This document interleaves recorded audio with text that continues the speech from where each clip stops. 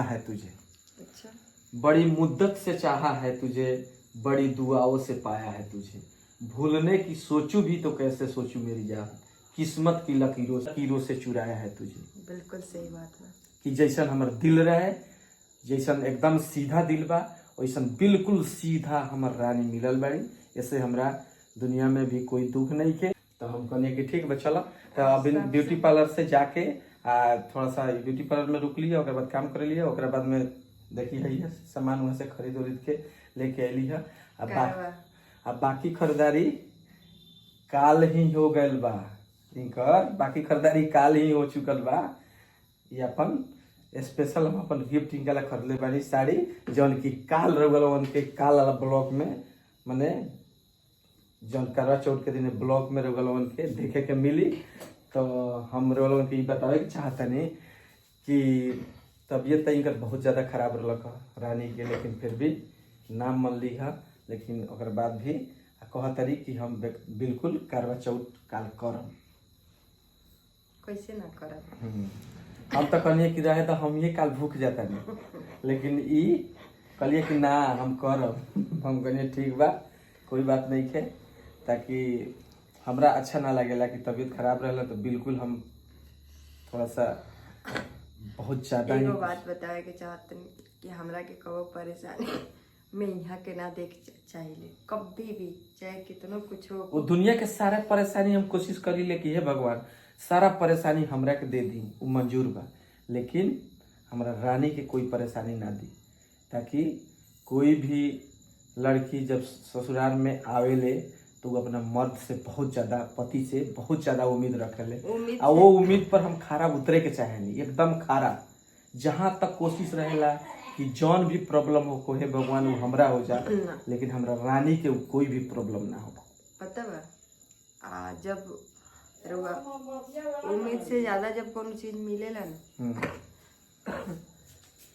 तो उनके ये बतावे के चाहतनी कि अब इनकरा से सुनी की का बतावे के चाहतरी।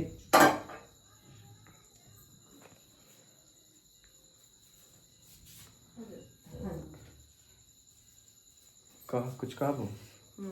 कह जब उम्मीद रहेला थोड़ा सा कोनो चीज के, मतलब थोड़ा सा वो उम्मीद से अगर ज्यादा रहुआ जब कोनो चीज मिलता तब तरुआ का अंदर कितना खुशी होत हुई।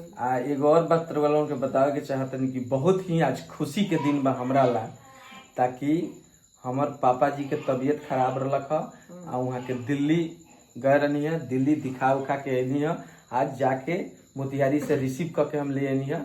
ये लिए हमरा आज बहुत खुशी, दिल एकदम खुश बा कि हमरा ये चीज मतलब दिमाग में और दिल में बसेला कि रउआ लोगन के बताओ तनी कि दुनिया में माँ बाप से बड़ा दुनिया में कुछो नहीं।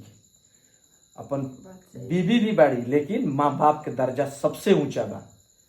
ताकि भगवान भी ये चीज कहेले कि सबसे पहले अपना माँ बाप के देखी, ओकरा बाद में भगवान के भी पूजा करी, ओकरा बाद में ही केहू के देखी।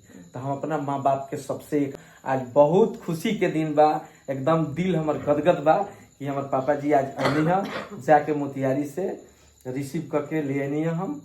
तो ऐसे हमार दिल आज बहुत खुश बा, और उनके तबीयत बिल्कुल ठीक बा। ये सब रउआ लोगन के कृपा है और रउआ लोगन के आशीर्वाद है। रउआ लोगन के आशीर्वाद प्यार दुलार यही बनैले रही कि हमनी के परिवार के दुनिया के साथे साथे हमनी के परिवार भी अच्छा रहे, संसार के सारा लोग भी अच्छा रहे। ये भगवान से हम मन्नत मांगते रहे। पूजा तो बात जो कहनी है कि हकीकत बात बतानी है ना। तो और कुछ कहबो। एगो हमरा ला कस के तनी बोला, एगो हमरा ला शायरी सुना दे हमरा के। शायरी